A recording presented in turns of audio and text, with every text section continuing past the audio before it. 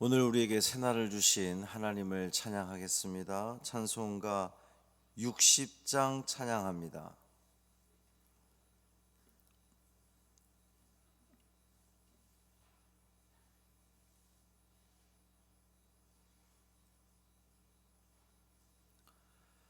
찬송 60장 영혼의 햇빛 예수님 찬양함으로 새벽 기도회를 시작하겠습니다.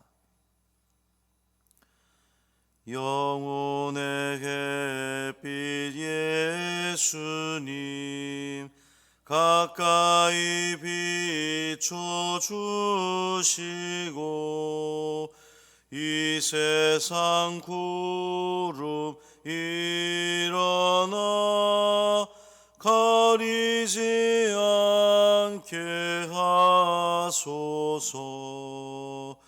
이 눈에 단잠 오기 전 고요히 주를 그리며 구주의 품에 안기니 한없이 평안합니다.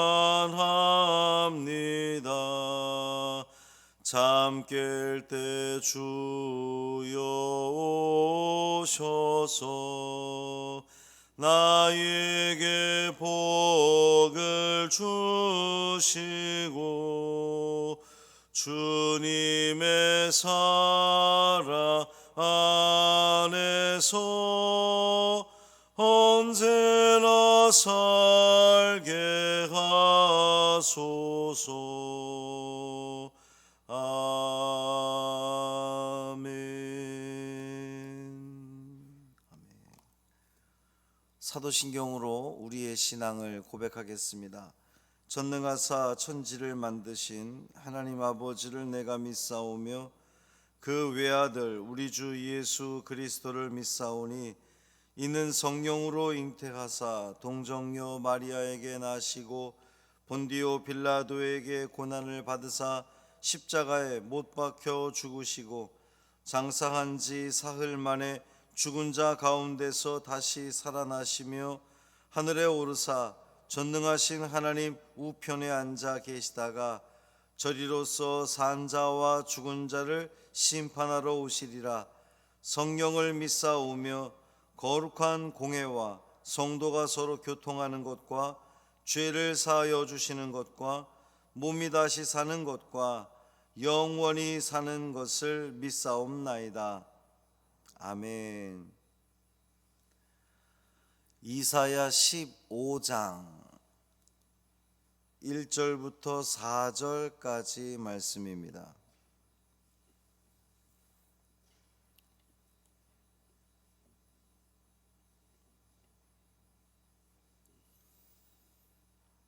이사야 15장 1절부터 4절까지 말씀 함께 읽겠습니다. 모압에 관한 경고라. 하룻밤에 모압 알이 망하여 황폐할 것이며 하룻밤에 모압 기르가 망하여 황폐할 것이라. 그들은 바잇과 디본 산당에 올라가서 울며 모압은 느보와 메드바를 위하여 통곡하는도다. 그들이 각각 머리카락을 밀고 각각 수염을 깎았으며 거리에서는 굵은 배로 몸을 동였으며 지붕과 넓은 곳에서는 각기 애통하여 심히 울며 헤스본과 엘르알레는 부르짖으며 그들의 소리는 야하스까지 들리니 그러므로 모압의 군사들이 크게 부르짖으며 그들의 혼이 속에서 떠는도다. 아멘. 이 말씀 하나님 말씀입니다. 살아계신 하나님을 온전히 의지하는 여러분의 삶이 되기를 바랍니다. 하나님이 해결해 주실 것이고 믿고 기도하는 자에게 하나님은 반드시 응답하십니다. 이 새벽에도 응답받기를 주님의 이름으로 축원합니다. 바벨론, 아수르, 그리고 블레셋, 이제 네 번째로 모압에 관한 심판의 말씀 이 모압에 관한 심판의 말씀이 15장 그리고 16장도 제목을 딱 보면 모압이 통곡하고 근심하리라. 이제 두 장에 걸쳐서 모압에 대한 심판의 말씀입니다. 15장은 이제 모압이 갑자기 파멸을 당함으로 인해서 모압 백성들이 통곡하고 부르짖는 그 장면을 소개하고 있고, 16장 말씀은 이 모압이 심판을 받아 파멸하게 된 원인이 그들의 교만에 있다라는 것을 이제 이야기를 할 겁니다. 모압이 당할 극심한 고통에 대해서 말하고 있는 이 본문에서 한 가지 특이한 사실은 안타까움이 묻어 있다는 거예요. 그러니까 뭐 바벨론이나 아수르나 또 블레셋이나 그들이 멸망하는 것을 예언하는 그 내용에 대해서는 굉장히 그 당연한 것이고 그들의 죄악상을 아주 막 부각시켰던 그러한 것에 비해서 이 오늘 우리가 4절까지 읽었지만 이제 9절까지 다 읽어보면 전체적인 느낌이 안타까움이 들어있어요. 안타까움. 왜 유독 모압에 대해서는 안타까운 느낌이 들까? 아마도 이 모압은 이스라엘과 친척 같은 관계잖아요. 아브라함의 조카 롯의 후손들이 모압 족속이니까, 그래서 막 그 파멸을 예언하기는 해도 뭔가 좀 안타까움이 묻어 있습니다. 막 그 바벨론 같은 경우에 무척 조롱하는 그러한 내용들 막 비웃고 그랬는데 이 모압에 대해서만큼은 안타까움, 그래서 애가다 이렇게 또 우리가 볼 수도 있어요. 이스라엘 서쪽에 위치한 블레셋에 대한 멸망을 선포했었는데 이제 선지자는 이스라엘 동편에 있는 모압에 대한 심판을 이야기합니다. 1절의 시작을 모압에 관한 경고라 그랬는데 이 경고의 뜻은 짐이란 뜻이에요. 그 짊어지고 가는 짐, 그리고 신탁, 그 하나님께 맡기는 그러한 그 의미를 가지고 있습니다. 그러니까 이것은 모압에 관한 경고는 이사야 본인의 개인의 어떤 그 생각이 아니라 어떤 그 거룩한 짐을 지고 하나님의 명령에 의해서 하나님을 대신하여서 선포하는 내용이다. 그래서 신탁이다 이렇게 볼 수 있어요. 모압에 대한 경고는 모압의 중요한 두 성읍이 갑자기 파멸하는 것으로 시작합니다. 1절 하반절에 하룻밤에 모압 알이 망하여 황폐할 것이고 하룻밤에 모압 기르가 망하여 황폐할 것이다. 이제 알은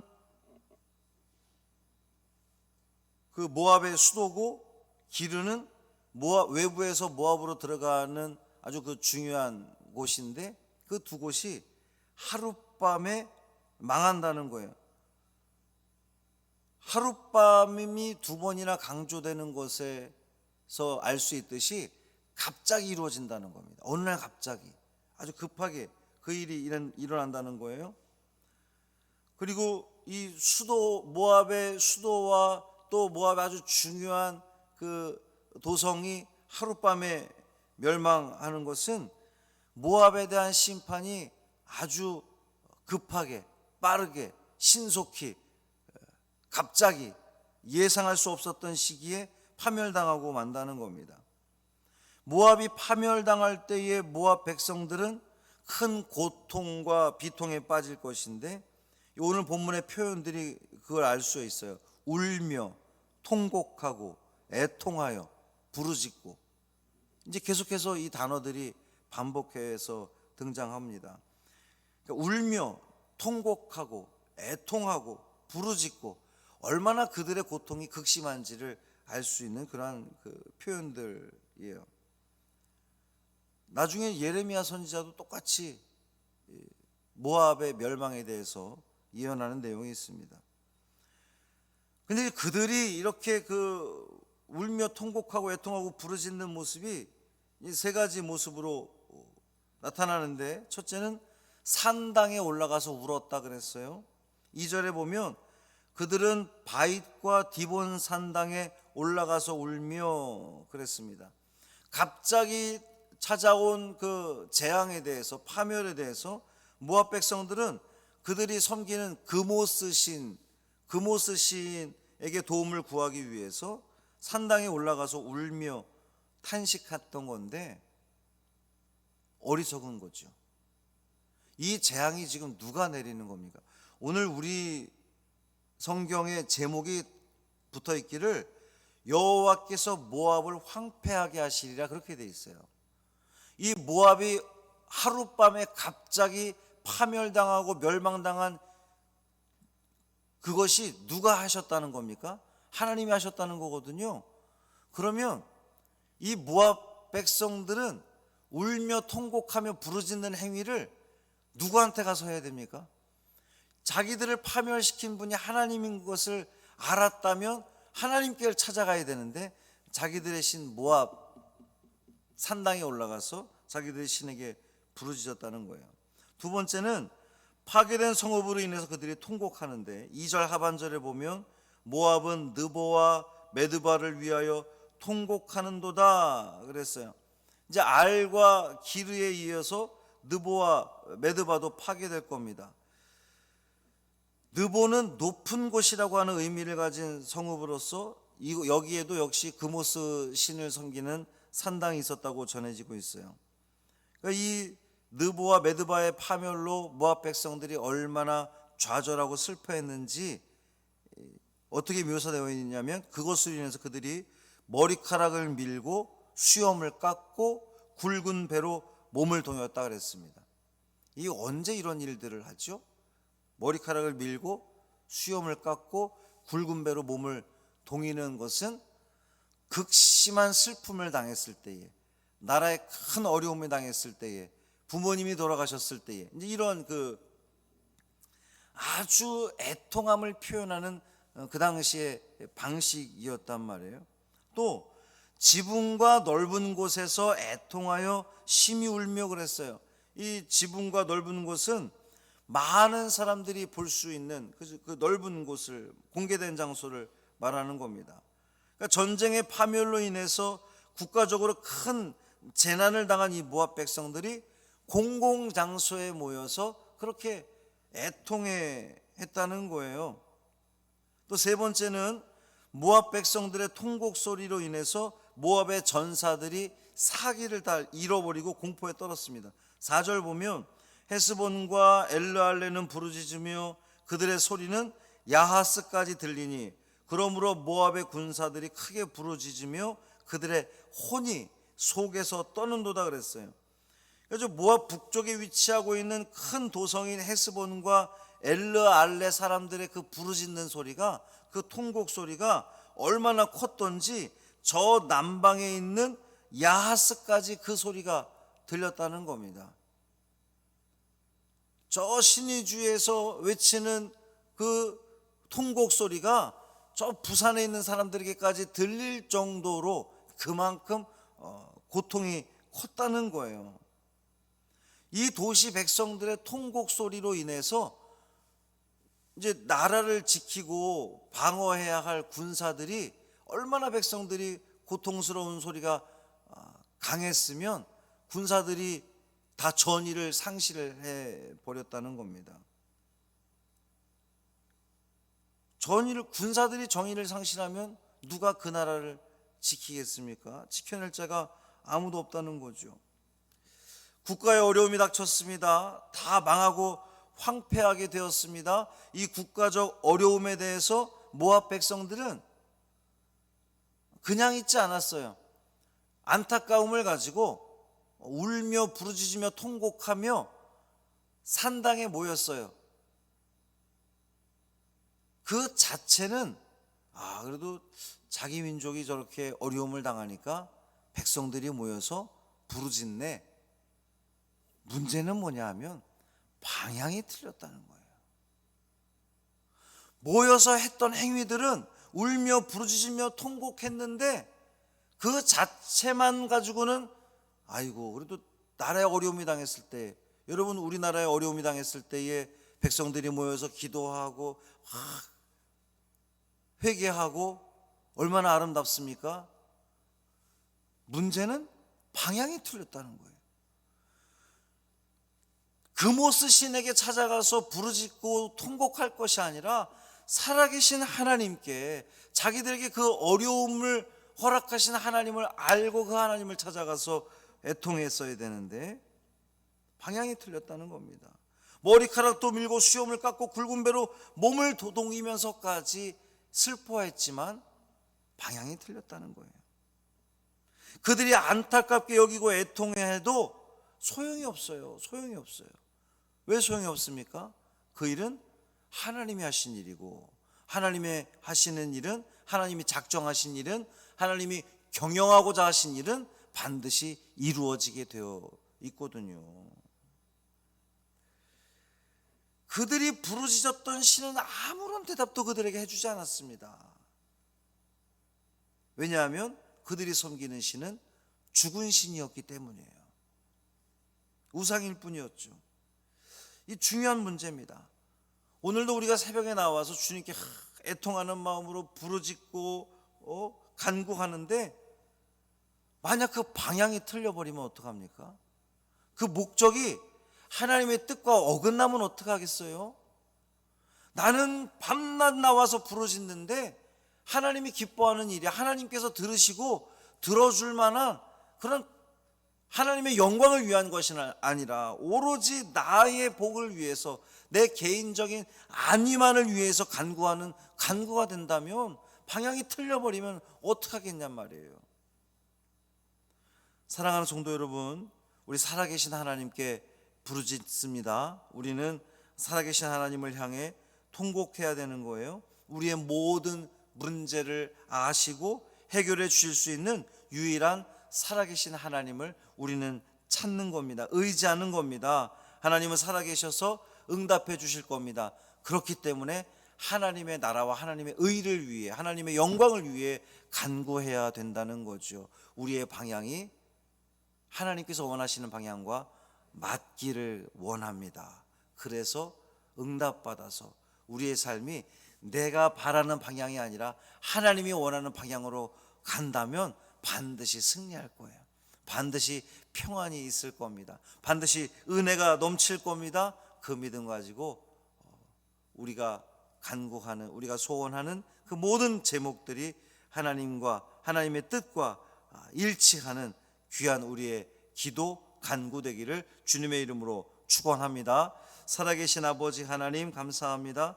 우리가 하나님의 살아계심을 믿습니다. 죽은 신을 향해서 울며 부르짖으며 아무리 통곡해도 소용이 없다는 것을 우리는 다시 한번 깨닫게 됩니다. 주여, 우리는 살아계신 하나님을 믿기에 주님만 의지합니다. 주님께만 우리의 그 모든 초점을 맞춥니다. 우리의 방향을 주님을 향합니다. 주님의 나라와 주님의 뜻과 주님의 영광을 위해서 간구하고 기도하는 우리가 되기를 원합니다. 주여, 깨닫게 하여 주옵소서. 분별하게 하여 주옵소서. 내가 지금 간구하고 기도하는 것이 정말 하나님이 원하시고 하나님이 기뻐하시는 일인지 알게 하여 주옵시고, 초점이 잘 맞추어져서, 딱 맞추어져서 하나님이 기뻐하시고 하나님이 응답하시는 우리의 기도와 간구 되게 하여 주옵소서.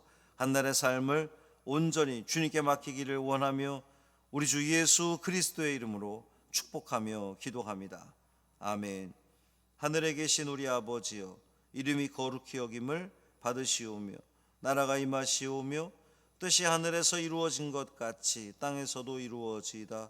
오늘 우리에게 일용할 양식을 주시옵고 우리가 우리에게 죄 지은 자를 사하여 준 것 같이 우리 죄를 사하여 주시옵고 우리를 시험에 들게 하지 마시옵고 다만 악에서 구하시옵소서. 나라와 권세와 영광이 아버지께 영원히 있사옵나이다. 아멘.